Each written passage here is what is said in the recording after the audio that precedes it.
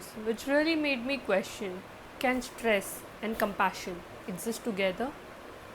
Let me explain what happened. So, I was doing this online course on sustainability. Sustainability deals with protecting the environment and helping the other people. And I was doing this online course. It was a very technical course until it started talking about meditation. And I was quite surprised. What is meditation doing in such a technical course? So, what they went on to explain was this: sustainability deals with protecting the environment and helping the poor people. And to do all these things, you need to have compassion. But it is only possible to have compassion when you're not in stress. But as city dwellers working in proper corporate jobs, we are in so much of stress all the time that it is hardly possible for us to experience compassion.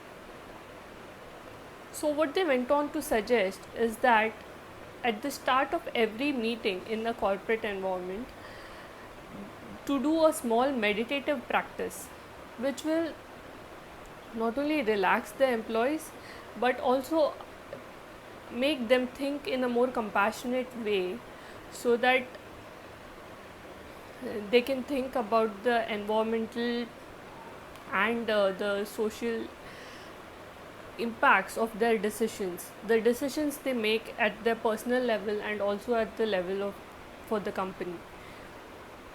So this small meditative practice has been proven to increase the sustainability performance of the company in the long run. And I think this is absolutely right, and they should we should consider meditation as one of the ways to make a more sustainable world. Let me know your comments on this in the comment section below. Until then, this is Siddhika from the Self Development signing off.